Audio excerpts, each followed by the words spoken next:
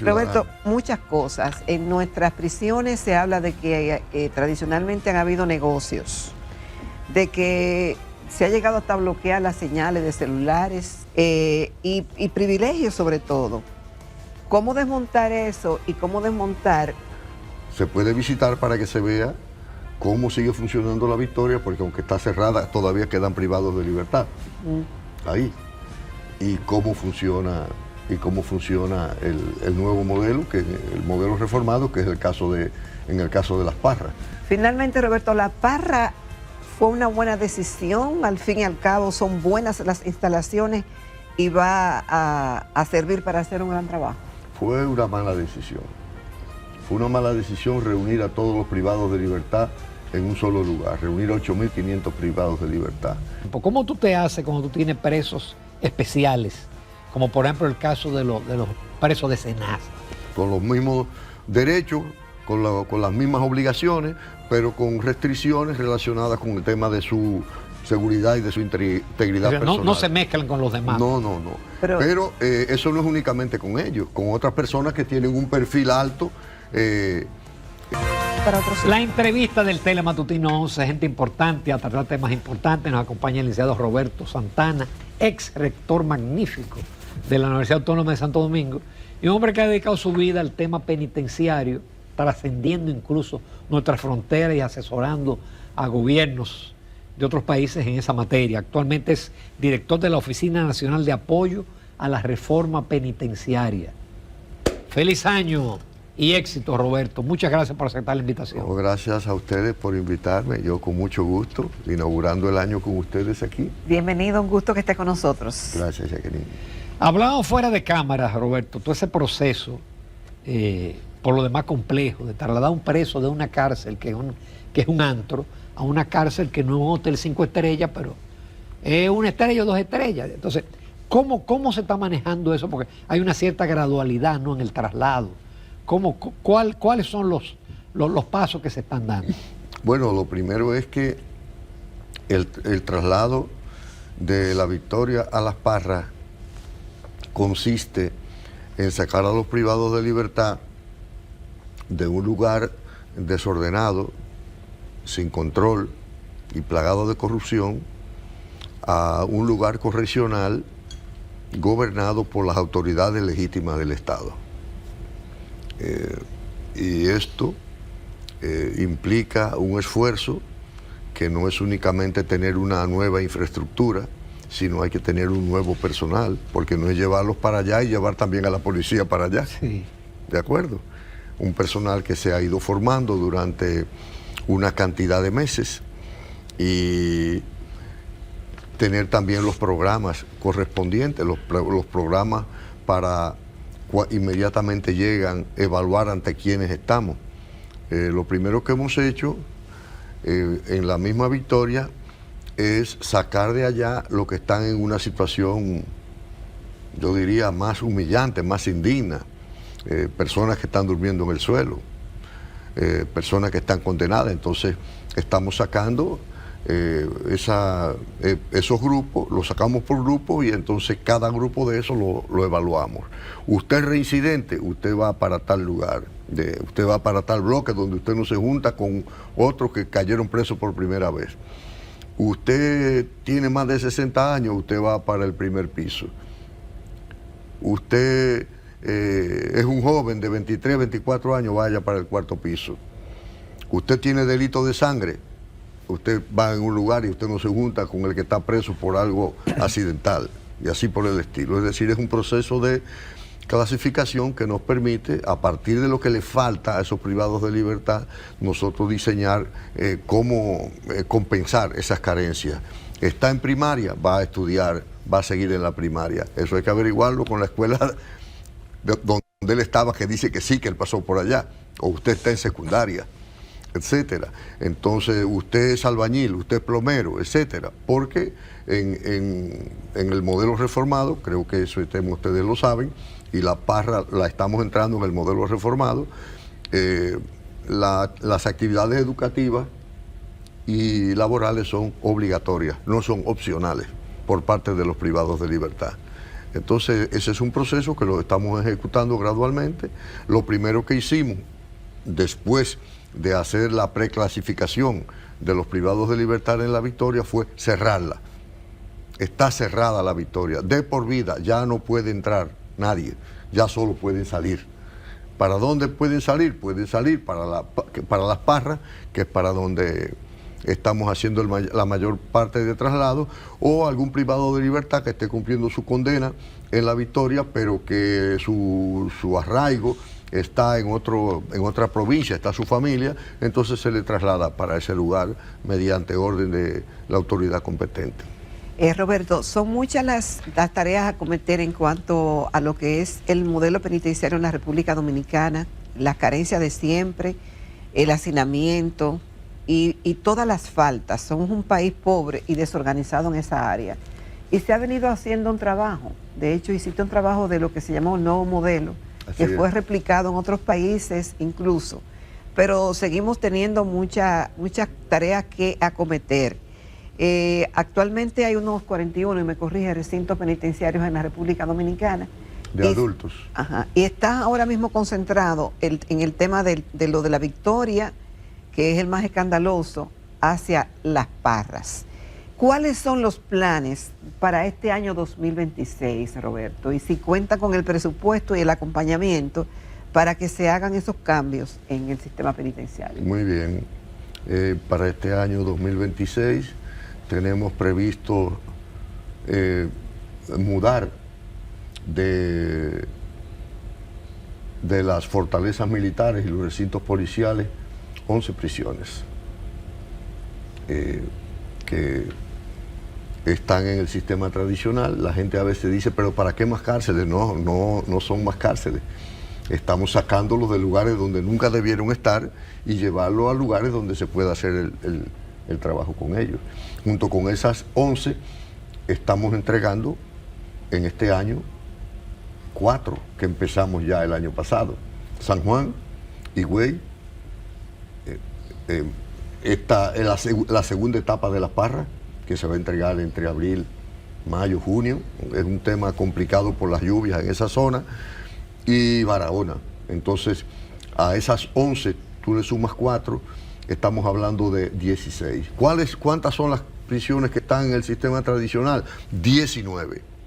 De manera que nosotros, entre este año y el otro, y si nos falta algo, en los inicios del 28, nosotros tendremos 0 sobrepoblación y 0 hacinamiento en el sistema penitenciario. Y el modelo, el llamado nuevo modelo, que se habló mucho de él y que recibió reconocimientos locales e internacionales, ¿se ha mantenido? Porque algunos dicen que sí y que se aprecia una diferencia, y otros dicen que no, que hay tráfico de drogas y que siguen habiendo muchísimos problemas. ¿La experiencia hasta ahora se ha permeado o se sigue manteniendo? Se mantiene, pero con daños, porque tuvimos 8 años de abandono del modelo reformado, y eso ha impactado en el personal y en la calidad de los servicios. Para eso nosotros tenemos una estrategia de recuperación que incluye la intervención de centros. Ahora mismo están intervenidos San Pedro, La Vega y Rafey. Están intervenidos hasta llevarlo al lugar que corresponde. Estamos trabajando en el mejoramiento del personal y estamos evaluando y aplicándole polígrafo al personal del modelo reformado a los fines de nosotros garantizar de que volvamos al estándar. Se supone que cuando una persona es privada de su libertad, lo que se busca es que esa persona, en ese periodo que esté privado de libertad, pueda hacer una reconversión de su vida y cuando salga sea una persona útil, reintegrada a la sociedad. Así es. Pero para eso hay que hacer una inversión de psicólogos, de salud, de médicos, también de educación y de otras áreas. Lo que persigue el nuevo modelo es esa reintegración útil a la sociedad del privado de libertad. Claro que sí. Si no se consigue eso, no hay reforma. ¿Y hay alguna estadística que nos muestre que el modelo realmente ha rehabilitado a personas? Claro que sí, porque desde que el modelo empezó a funcionar, empezó a ser medido hasta por los organismos internacionales.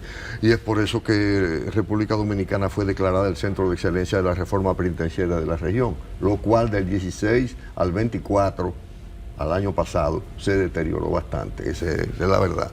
Entonces, no es lo mismo el tema de la reincidencia o de la reinserción social vista desde el modelo reformado que desde una cárcel tradicional. ¿Cómo tú sabes, cómo tú mides el tema de la reincidencia y la reinserción social en el sistema tradicional? Sí. Por ejemplo, en el caso de La Victoria, donde tú cuando vas a lo que hay ahí de datos y demás, y hablas con los internos, hay personas que han estado presas 28 veces en ese lugar.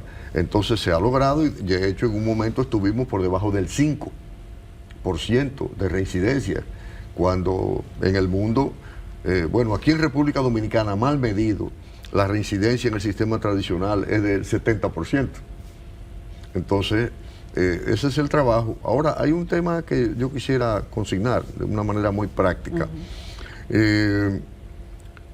Nosotros sometimos un plan de reforma al gobierno, después de haber iniciado el tema con un éxito casi nulo del 20 al 22. Al no trabajarse en el gobierno, en la Procuraduría, debidamente en ese sentido, yo me retiré públicamente, como todo el mundo sabe.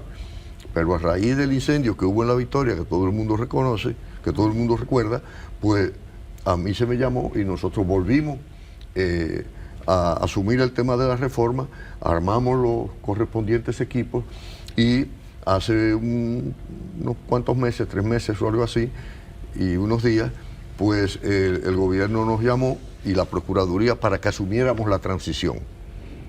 Al respecto, nosotros ya tenemos nuestros 100 días.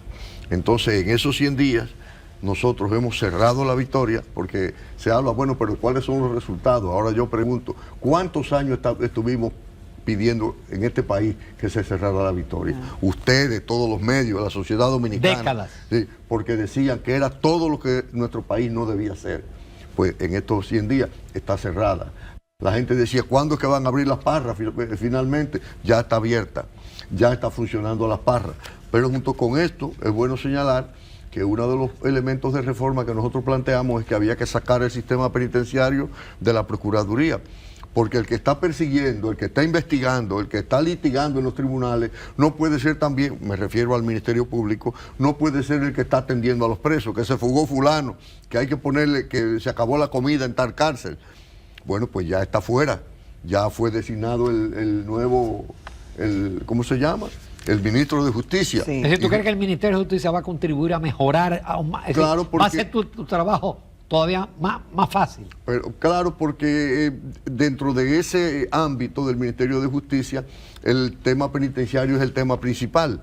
Y no únicamente es el tema, hay otros, pero el principal, crucial es ese, pero no únicamente es eso. Y somos responsables de haber incluido en la ley una parte que voy a señalar. El sistema penitenciario es independiente y autónomo. Eso es un elemento importante, es decir, ahí ningún gobierno, ningún político puede ir a dar órdenes de tal cosa, es decir, tiene su debida independencia. Y junto con esto, es bueno señalar que ha habido una queja histórica sobre las situaciones de los menores, de las cárceles de menores. Sí. Entonces sacamos ya al personal policial de las cárceles de menores que quedaban, está fuera. Es decir, estamos llevando la reforma a pulso, paso a paso. Con resistencia, obviamente, pero la resistencia tiene por un lado el apoyo del Estado, vamos a decirlo así, el gobierno central, la Procuraduría está apoyando este proceso de reforma, la Suprema Corte va a instalar un tribunal en las mismas parras, por ejemplo, y por igual se van a instalar en aquellos lugares que son poblados, por ejemplo, en el caso de La Vega y lugares así, en Najayo también, y junto con esto, señalar que se está desarrollando el medio libre, se está ampliando. ¿Qué quiere decir eso? Que después que los privados de libertad reciben los programas de rehabilitación, los sacamos a la calle. aprobar eso, autorizados por el juez de ejecución de la pena. No únicamente los estamos enviando, como todo el mundo sabe, a las cuencas hidrográficas. Donde quiera que hay cárcel, y lo estamos haciendo por etapas, ellos tienen que hay cárcel en provincias donde hay cuencas hidrográficas, ellos tienen que subir y pasarse una semana un grupo y después el otro, en grupos de 300, reforestando y acondicionando. Y lo último que estamos haciendo es que con la oficina, la Dirección de Desarrollo de la Comunidad, estamos en este momento operando brigadas de carpinteros, de plomeros, de electricistas, de albañiles, reparando casas en zonas vulnerables con los privados de libertad. Y junto con eso tenemos un acuerdo con la asociación, con la Federación de Municipios, FEDOMU, y donde quiera que hay cañadas, donde quiera que hay que arreglar un parque, hay que arreglar un edificio, hay que reparar una iglesia, ahí están los privados de libertad y tenemos más de 4.000 en eso. Es decir, esa es la cara práctica, estos temas que acabo de decir, de la reforma. No tiene vuelta atrás mientras se mantenga la voluntad gubernamental, que es lo que hay que animar siempre para que no disminuya. Los recursos, ¿dónde salen, Roberto? Porque no cabe duda, cuando tú tienes un policía que está en una penitenciaria, bueno, ese policía tiene su salario de la policía. Ahora, cuando ya tú introduces agentes que lo has preparado, eso es dinero adicional. Eso. ¿De dónde salen los recursos? De la ley de presupuesto, de ley de ingresos y gastos públicos del Estado. Ahora incluso nosotros estamos adicionando algo, tratando de especializar algunos fondos. ¿Para qué? Para que inmediatamente, independientemente de la discusión que se haga en el Congreso del presupuesto, haya unos fondos especializados que salen de tal área, de tal área, de tal área, y eso le garantiza el tema. Total, quiero señalar algo. El modelo reformado y la reforma penitenciaria es más barata social y económicamente para la sociedad que el modelo tradicional corrupto, porque a través del modelo tradicional corrupto hay sicariato, llamada de extorsión, hay de todo que perjudica a la sociedad dominicana. El preso tiene que pagar la cama, tiene que pagar el área. Si ustedes ven ahí lo que ha estado saliendo en los medios, simplemente comparando lo que tenemos en Las Parras, que son más de 600, y lo que hay en La Victoria, lo que dicen la familia, lo están diciendo en los medios de comunicación, dicen que tenían que llevarle dinero, cientos y miles de pesos, a los privados de libertad, a sus familiares, incluyendo a los custodios, tienen que darle dinero y si se le acaba en el camino tenía que devolverse, y ahora es al revés. No hay que pagar por cama, todo el mundo tiene una cama y además de eso ya los internos están empezando a trabajar, producto de lo que trabajan, ellos son los que le mandan dinero a la familia. O sea, la reforma está en marcha. Con tu permiso, Roberto, los excelentes, nos vamos a una pausa comercial porque todavía nos quedan muchos temas del área penitenciaria. Continuamos en Telematutino 11. Esta mañana estamos conversando con el licenciado Roberto Santana. Yo lo conocí cuando era decano de la Facultad de Ciencias Jurídicas de la Universidad Autónoma de Santo Domingo, fue rector de la Universidad Autónoma de Santo Domingo, es abogado y bueno, desde hace años está dedicado al tema penitenciario, obteniendo reconocimientos locales e internacionales. Actualmente es el director de la Oficina Nacional de Apoyo a la Reforma Penitenciaria. Nos enteramos recientemente que es director de prisiones por el momento y otras cosas más, y encargado de lo de la seguridad. Bueno, desde el 20 yo soy asesor de seguridad. Asesor de seguridad del Poder Ejecutivo. Roberto, muchas cosas. En nuestras prisiones se habla de que tradicionalmente han habido negocios, de que se ha llegado hasta bloquear las señales de celulares, de que algunos privados de libertad tienen privilegios desde espacio físico, de que hay negocio, de que hay que pagar, hablamos un poco de eso, y privilegios sobre todo. ¿Cómo desmontar eso y cómo desmontar el trato que tienen las personas que trabajan ahí?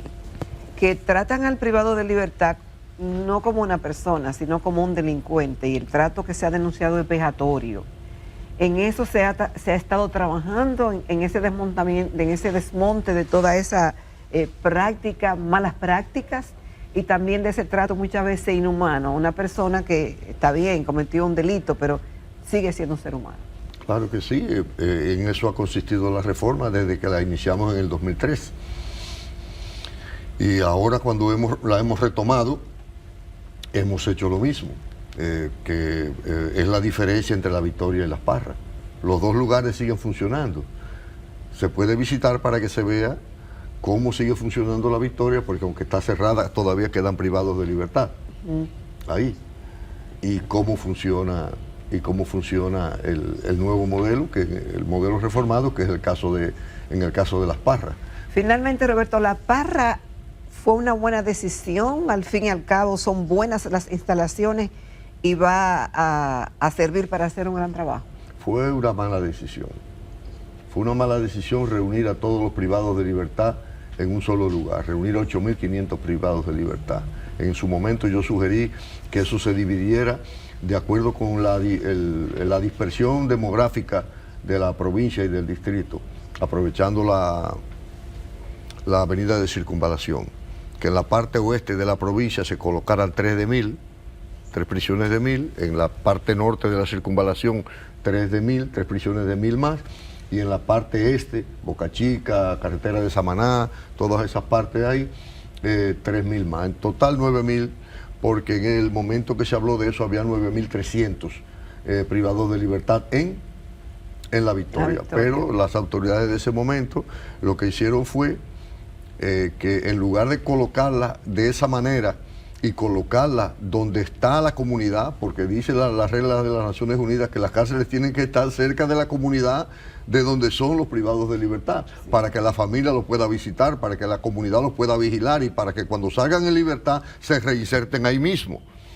Pues no, lo que hicieron fue que lo colocaron por allá a 4 kilómetros del límite de Vallaguana, a 72 kilómetros del Palacio de Justicia de Ciudad Nueva, lejos de todo, aún teniendo la oportunidad de haberlo hecho donde se le aconsejó, porque entre otras cosas, ahí es que están los terrenos del ingenio Río Jaina, los terrenos del ingenio Boca Chica. Es decir, que había terreno. Que había terreno. Entonces fue una mala decisión. Pero eso contó con una asesoría internacional, supuestamente de organismos que sabían lo que estaban... No. Ellos hicieron, lo que yo sé, ¿verdad? Hicieron un viaje a México, entonces lo que trajeron fue el modelo de México. Pero el modelo de México, por Dios, no tiene nada que ver, porque cada país tiene su realidad, hasta climática, y tiene su realidad económica. Cada país tiene una economía de un tamaño. Pero por las ejemplo, nosotros somos un instalaciones... país pequeño, pero nosotros no tenemos la economía de Singapur, para decir algo. Entonces, en ese sentido, lo que trajeron fue un modelo costosísimo, que fue el que empezaron a aprobar en materia del diseño. Cuando consultaron con un par de personas, les dijeron, pero por Dios. Entonces lo que hicieron fue un híbrido, un fenómeno, donde es una parte del modelo mexicano y una parte del modelo dominicano. Reunieron 8.000 personas ahí, a esas 8.000 privados de libertad en el diseño, quiero decir.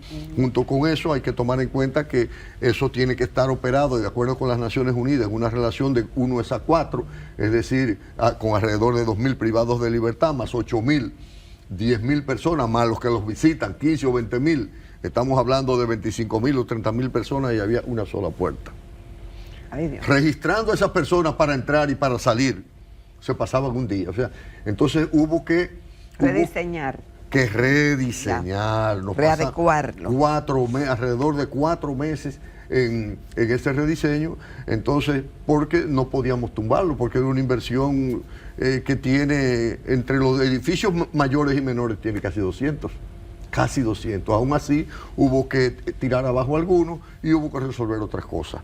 Pero la pregunta tuya era no se refería a Las Parras, nada más. Exacto. Entonces, en ese sentido, en lo que tiene que ver con el sistema en general, el gobierno ha dispuesto el presupuesto completo, plurianual, para concluir las reformas desde el punto de vista de la infraestructura. Lo que quiere decir que todas las que faltan serán construidas. ¿Se acabará el hacinamiento en las cárceles dominicanas luego de esas reformas? Sí, y la sobrepoblación también. Estamos hablando de 4 años. No, de 3 años y tanto. Ahora, ahí la justicia tendrá que hacer su trabajo también. Bueno. Y el que tenga que salir, salga. Toda esa cantidad de presos preventivos que no tienen razón de ser, algunos. Bueno, Ya es otra lo que cosa. tú acabas de señalar, a mí me obliga a parar el discurso que tenía en ese momento y dedicarme a eso, a explicarlo. Efectivamente, la sociedad tiene que tomar en cuenta porque ya al Estado uno se lo ha dicho 1000 veces, tenemos 20 años diciéndoselo al Estado, que de qué vale que nosotros estemos sacando en libertad 100 si ellos entran 200. Es decir, ¿de qué vale que nosotros hagamos este trabajo si a nosotros nos llenan de preventivos? Eso es una tarea que tienen pendiente los jueces y los fiscales. La medida de coerción, ella misma, es extraordinaria. Y dentro de las medidas de coerción hay 7. Y la última es la de la prisionización temporal. Mientras tanto, usted puede llegar a un acuerdo, lo puede enviar para su casa, le puede decir no puede salir del país, etcétera. Pero ¿qué es lo que hacen muchas veces los fiscales? Inmediatamente para la cárcel. La satura y nos las vuelve infuncional, porque eso nos crea un problema de calidad de los servicios y los programas prácticamente no se pueden ejecutar con una cantidad de personas que están durmiendo en el suelo. Roberto, ya finalmente, con el poco tiempo, ¿cómo tú te haces cuando tú tienes presos especiales? Como por ejemplo el caso de los presos de Senasa. ¿Qué tratamiento se le da a ese tipo de interno que también es un preso preventivo? Claro, nosotros los segregamos de la población común, con los mismos derechos, con las mismas obligaciones, pero con restricciones relacionadas con el tema de su seguridad y de su integridad personal. No se mezclan con los demás. No. Pero eso no es únicamente con ellos, con otras personas que tienen un perfil alto, nosotros lo hacemos, personas que están acusadas, por ejemplo, de crimen organizado, narcotráfico, etcétera, que nosotros entendemos que si lo juntamos con la población común, pueden utilizar la población común para reclutarla, o pueden hacerle daño al sistema, etcétera. Entonces esas personas nosotros las segregamos. Sí. Eso es lo que hemos hecho en Roberto, en el caso de Senasa, ya que usted en un minuto, que cuando tú dijiste, bueno, que tenían que llevarlo para La Parra, porque si van para Najayo lo pican. Mucha gente entendió que eso fue en cierta forma un privilegio. Y dijeron, y entonces Chamán Chacra y otros más que han cometido atrocidades y que también lo pudieran picar, si se le da ese trato diferenciado. No, es básico. Entre tanto Najayo como Las Parras están en el modelo reformado, son iguales. Y en ese sentido lo que ocurrió fue, y se le conversó al juez y él lo entendió, es que nosotros tenemos un área de máxima seguridad que era donde podíamos llevarlos a ellos para no juntarlos con la población común. Entonces el área de máxima seguridad estaba llena. Entonces, ¿qué teníamos nosotros que hacer obligadamente? Ponerlos con la población común. Esa situación de ponerlos con la población común de Najayo no favorecía la integridad y la seguridad de ellos, porque la sociedad dominicana, incluyendo los privados de libertad, que tienen televisores ahí, y que ven lo que está pasando, eso no le garantizaba la seguridad. Entonces, ¿qué nosotros hicimos? Los mudamos de ese lugar, de si no los llevamos a ese lugar, sino que los llevamos a un lugar de aislamiento en Las Parras, que es el mismo sistema que tenemos en Najayo. Porque nosotros pudimos entonces llevarlo en lugar de Najayo, en el área común, lo pudimos llevar al área común de Las Parras, pero entonces ahí ellos corrían un riesgo. No sé si me expliqué bien. Sí.